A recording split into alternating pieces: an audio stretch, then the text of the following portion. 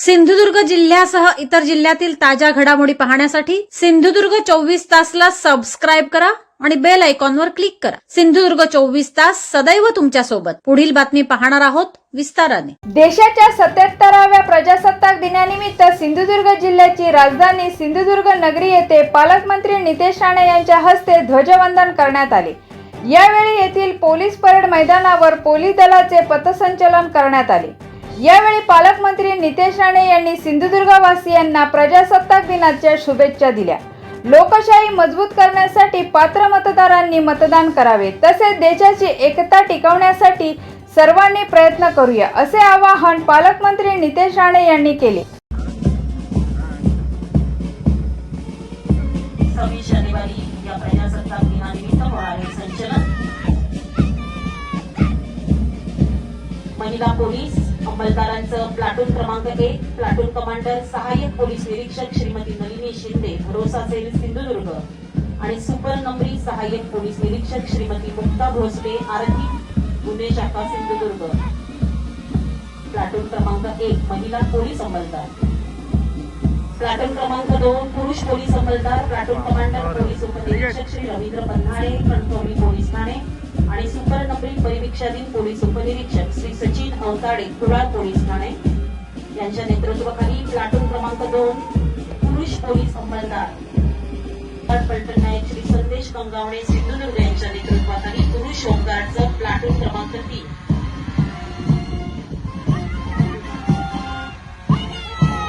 सिंधुदुर्ग यांच्या नेतृत्वाखाली प्लाटून क्रमांक 4 महिला होमगार्ड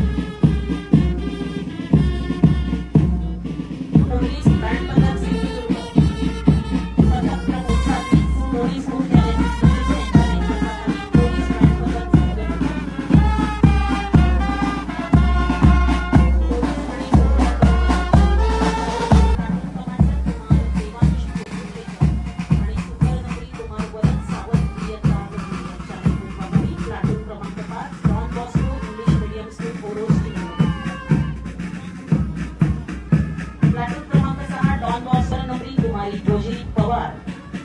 नेतृत्वाखाली प्लाटून क्रमांक 6 Don Bosco English medium school ओरोसच्या विद्यार्थिनी।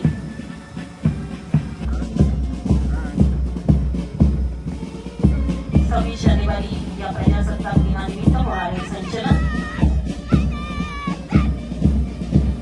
महिला पोलीस अंमलदारांचं प्लाटून क्रमांक 1 प्लाटून कमांडर सहाय्यक पोलीस निरीक्षक श्रीमती नलिनी शिंदे भरोसा सेल सिंधुदुर्ग आणि सुपर नंबरी सहाय्यक पोलीस निरीक्षक श्रीमती मुक्ता भोसले आरती गुन्हे शाखा सिंधुदुर्ग।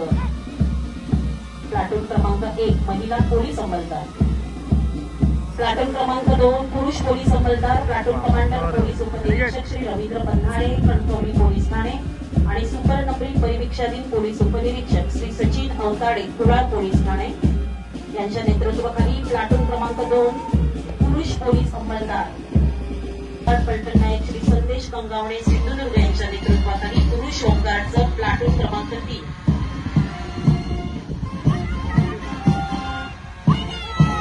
सिंधुदुर्ग यांच्या नेतृत्वाखाली प्लाटून क्रमांक 4 महिला होमगार्ड पोलीस बँड पथक सिंधुदुर्ग पथक प्रमुख साथी पोलीस मुख्यालय सिंधुदुर्ग यांच्या नेतृत्वाखाली पोलीस बँड पथक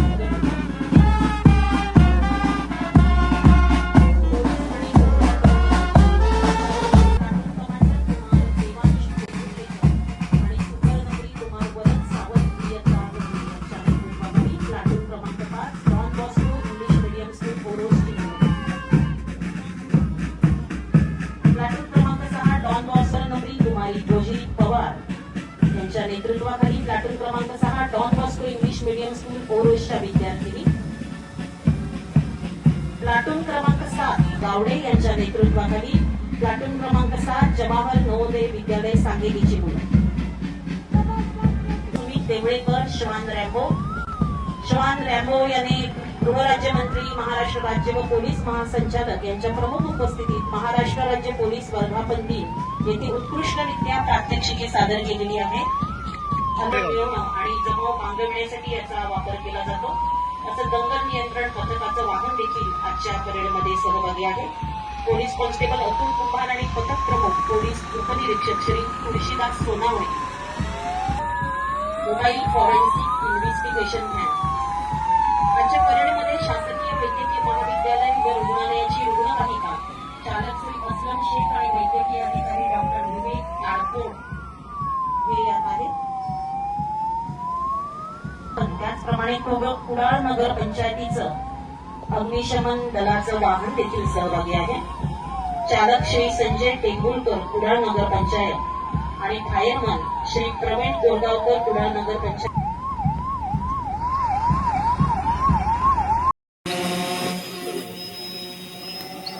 उपस्थित सन्मान्य स्वातंत्र्य सैनिक, सन्मान्य खासदार, जिल्ह्यातील सर्वसामान्य आमदार, लोकप्रतिनिधी, उपस्थित अधिकारी, कर्मचारी, पत्रकार बंधू आणि जिल्ह्यातील माझ्या सर्व लाडक्या भगिनींनो, सर्वप्रथम आपण सर्वांना भारतीय प्रजासत्ताक दिनाच्या वर्धापन दिनानिमित्त मी मनपूर्वक शुभेच्छा देतो. डॉक्टर बाबासाहेब आंबेडकरांच्या नेतृत्वाखाली घटना व मसुदा समितीने तयार केलेले राज्यघटनेच्या माध्यमातून आपल्या देशाच्या जागतिक पातळीवर सार्वभौम लोकशाही व प्रजासत्ताक देश म्हणून ओळख निर्माण झाली आहे. त्याचा मला सार्थ अभिमान आहे. त्यामुळे भारतरत्न डॉक्टर बाबासाहेब आंबेडकर यांना भारतीय राज्यघटनेचे शिल्पकार म्हणून देखील आपण अभिमानाने संबोधितो. भारताचे संविधान तयार होण्याची प्रक्रिया दीर्घ, सखोल आणि लोकशाही मूल्यांवर आधारित होती. संविधान सभेची स्थापना डिसेंबर 1946 मध्ये झाली. संविधान निर्मितीची प्रक्रिया सुमारे 2 वर्ष 11 महिने 18 दिवस चालली. विविध विषयांवर सखोल चर्चा करून जगातील अनेक देशाच्या संविधानाचा अभ्यास करण्यात आला. जगातील अनेक देशांची संविधान पाहून आपल्या देशाला योग्य अशी तरतुदी त्यात घेतल्या गेल्या आहेत. 26 नोव्हेंबर 1949 रोजी संविधान मंजूर झाला आणि 26 जानेवारी 1950 पासून ते देशात लागू झाले. या संविधानामुळे आपल्याला स्वातंत्र्य, समता, न्याय आणि बंधुता ही मूल्य मिळाली.